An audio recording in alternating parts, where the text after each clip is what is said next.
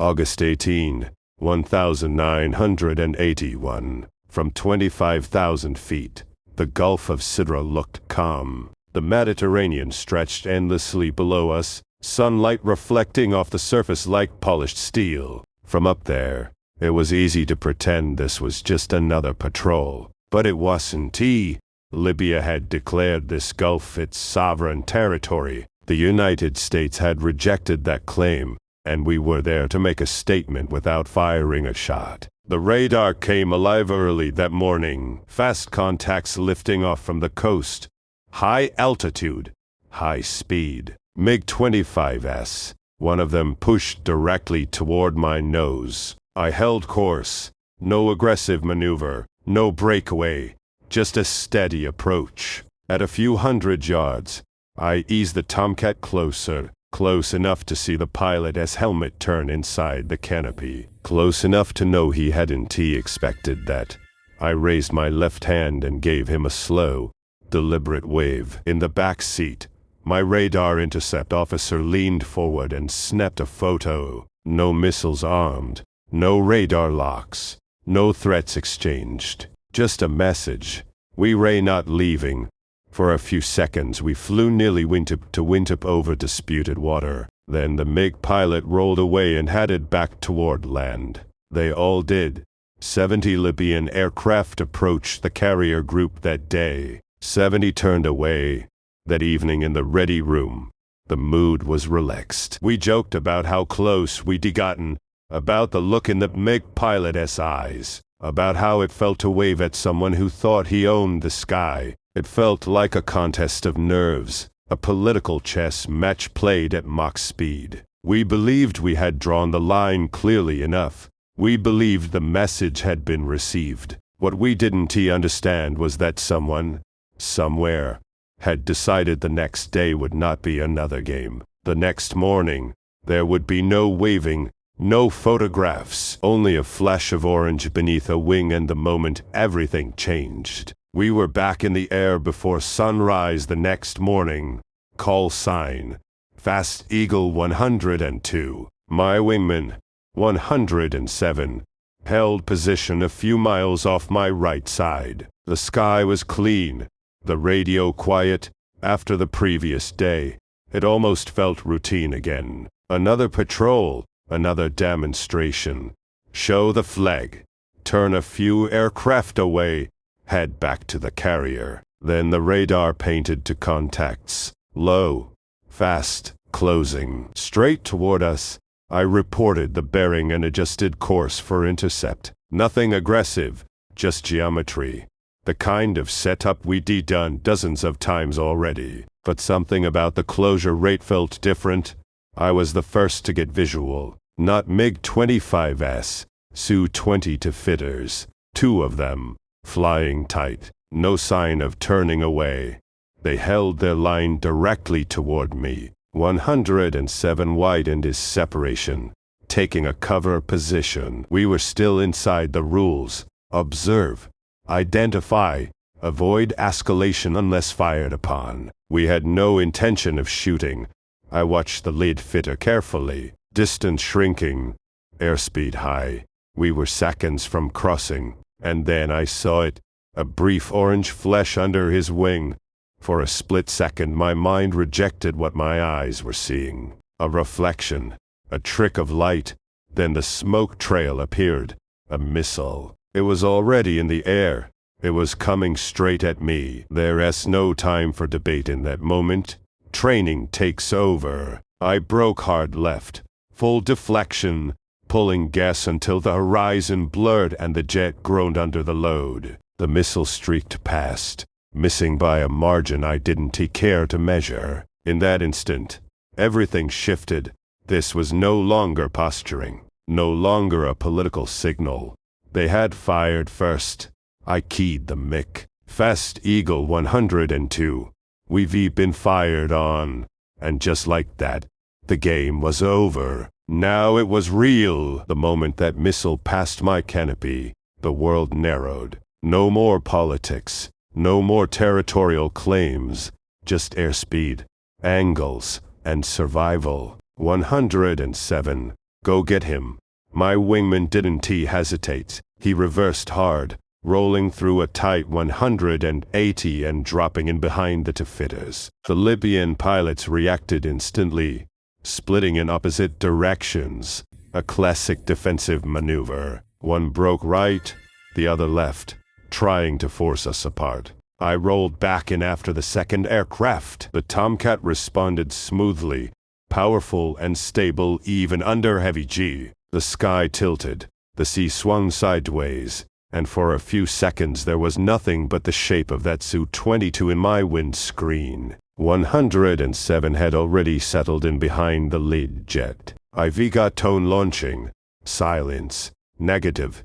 Missile didn't come off the rail. Worst possible timing. A malfunction.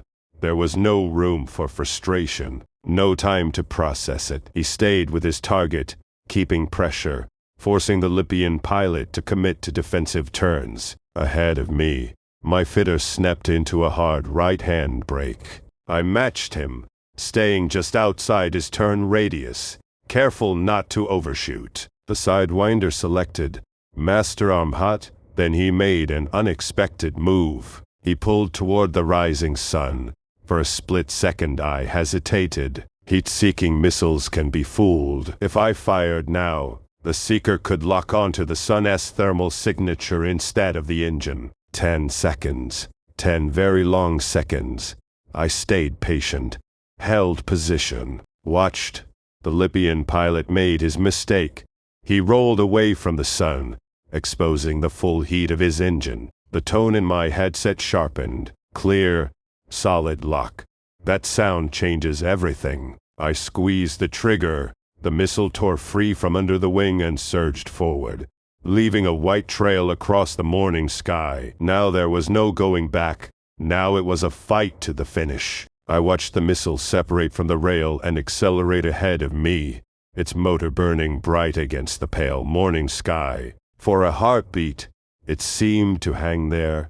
Then it surged forward, correcting its path as the seeker held the engine's heat. The Libyan pilot tried to brake hard. A sharp pull, then a snap roll. Too late. The sidewinder tracked clean. Impact. The explosion was sudden and violent. The tail section of the Su-22 disintegrated in a burst of flame and metal. Fire streamed from the engine as the aircraft began to tumble, shedding debris across the sky. I pulled back instinctively, climbing to avoid flying straight through the expanding cloud of fragments. The G-forces pressed me into the seat, vision narrowing slightly as I cleared the wreckage. Splash one. There was no celebration in my voice, just confirmation. Out of the corner of my eye, I saw movement below, a parachute deploying. The Libyan pilot had ejected, alive. But the fight wasn't over. 107 was still engaged with the second fitter. His first missile had failed, but he stayed aggressive, closing the distance. The Su-22 ahead of him was maneuvering violently, desperate to shake the lock. Fox 2, his second sidewinder, left the rail. For a moment it flew straight, almost lazily, not turning as expected. My stomach tightened. It looked like another malfunction.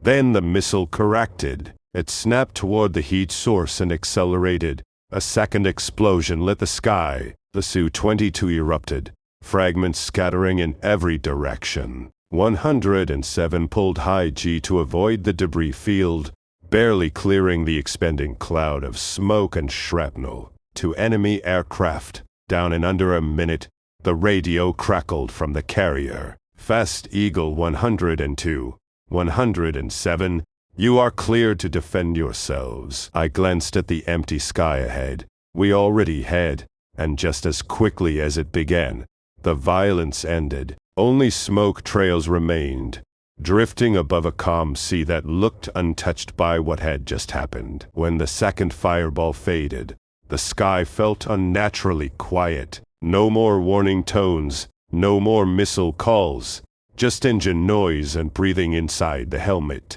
Adrenaline doesn't disappear instantly. It lingers.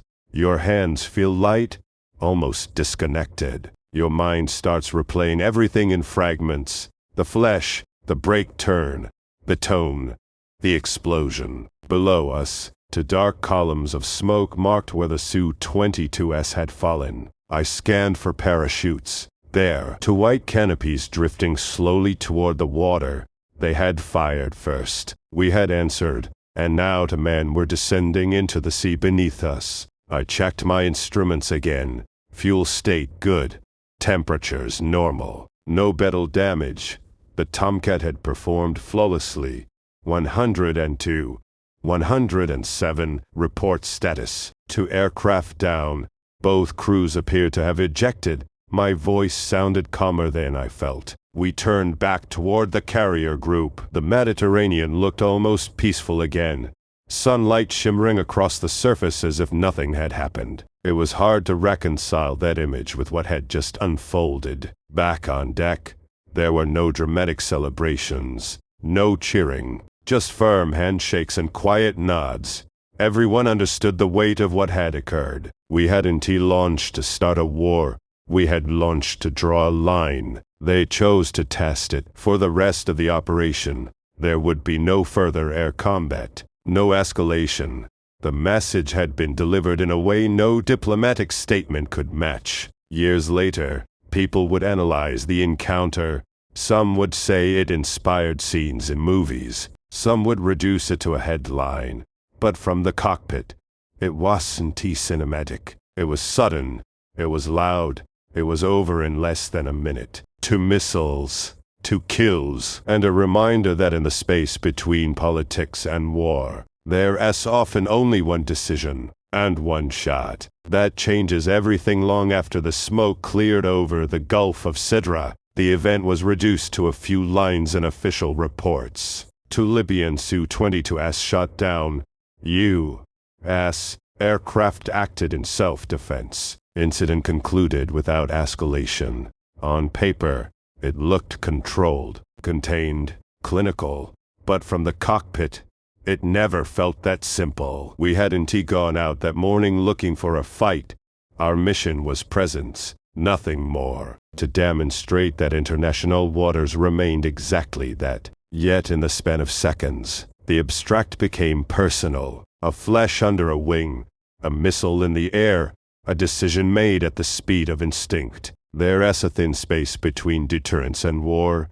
It isn't drawn on maps. It doesn't show up on radar. It exists in the judgment of the people in the cockpit. That morning, someone crossed it, and once crossed, there was no hesitation left. Both Libyan pilots survived.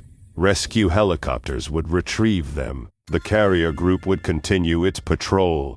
Diplomats would speak carefully chosen words. The world would move on, but some lines, once tested, never get tested the same way again. Fast Eagle 102 would eventually be restored and placed on display in Texas. Visitors would walk around it, reading placards, admiring the shape of the wings. Most would never know what it feels like when a heat-seeking tone fills your headset, or how long 10 seconds can last when the sun is in front of you and a missile might choose the wrong target. From the outside, it was a brief skirmish. From inside the cockpit, it was a reminder. Deterrence only works if you're willing to finish what someone else starts. 2 missiles, 2 aircraft, and a message delivered at Mach speed. That morning over the Gulf of Sidra, the line wasn't just on a map. It was in the sky, and it held.